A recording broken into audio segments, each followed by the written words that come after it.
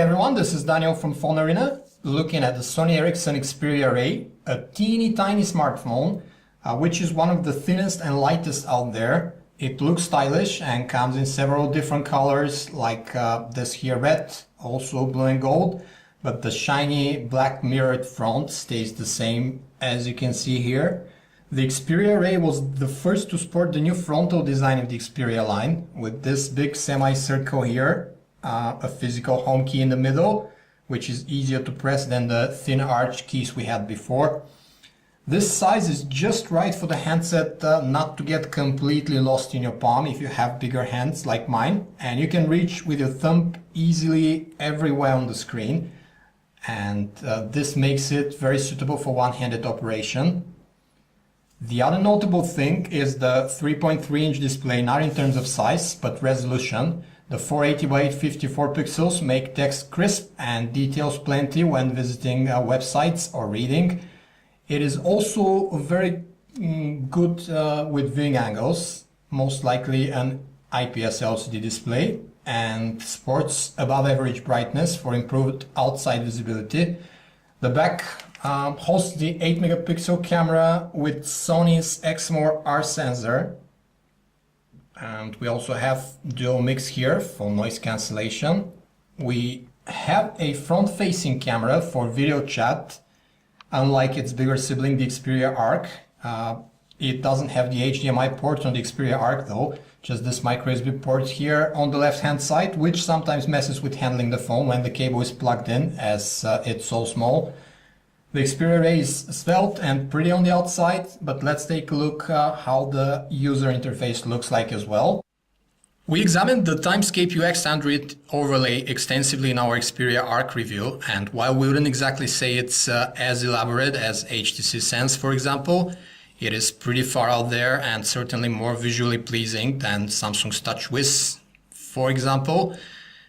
Even if we leave aside as an advantage the new deep social networking integration called Facebook Inside Xperia, which allows you to even see that the Facebook friend who is calling you has a birthday today, and it is intricately woven throughout the interface. Even if we leave that aside, the UI is a beauty with transitional animations and transparencies galore.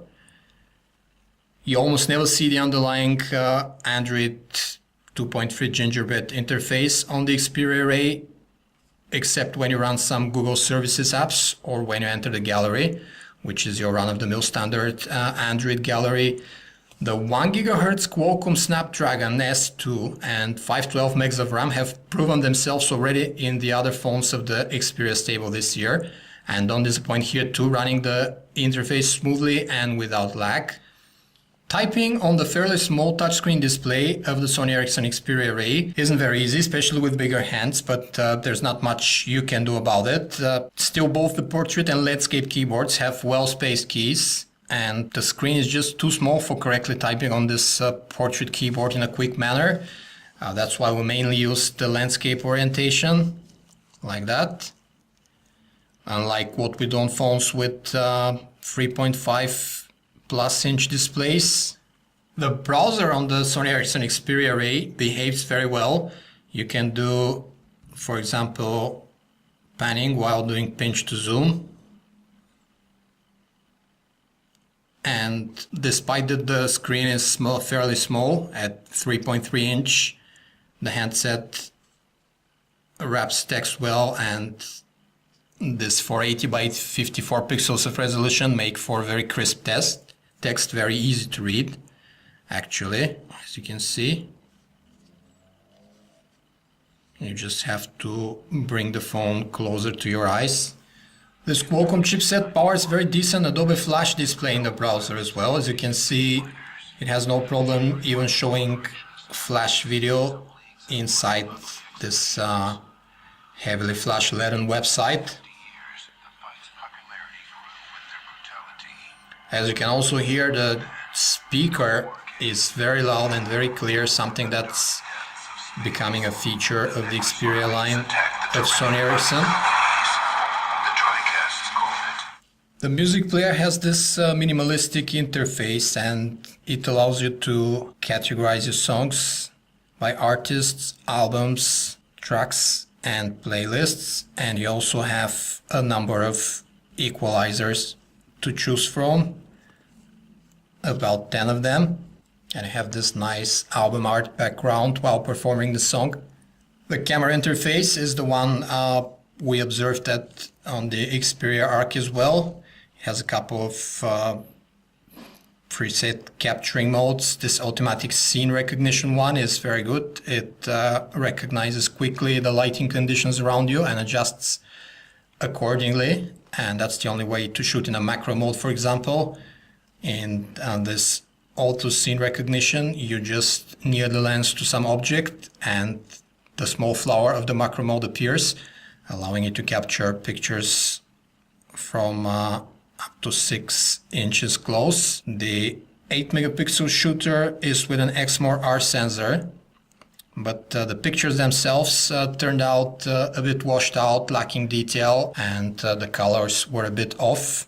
The same with the video, which is however smooth at 30 frames per second.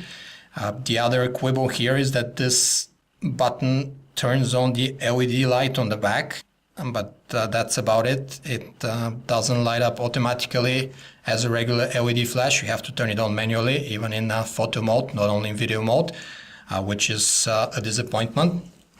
Overall, the Sony Ericsson Xperia Array made a very good impression, as it's not a crippled version of the Xperia Arc, just a more compact one.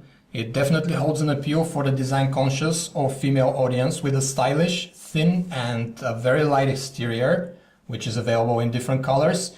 The Timescape UX interface in its turn is also a beauty, with the transparencies and transitional animations. And it's also pretty functional, with this deep social networking integration of the Facebook Inside Xperia project. When we add the high pixel density display, the only complaint stays around the camera, whose photos are not what we would expect from an 8 megapixel Exmor-R sensor, and the LED light has to be turned on manually instead of serving as an automatic flash. The Sony Ericsson Xperia Arc is more expensive, but not by much, so which way will you go depends on if you're actually looking for a more compact handset, in which case the Xperia Array will fit you like an old shoe. This was a video review of the Sony Ericsson Xperia Array from Phone Arena. For more information about this and other handsets, you can visit us at phonearena.com. Thanks for watching.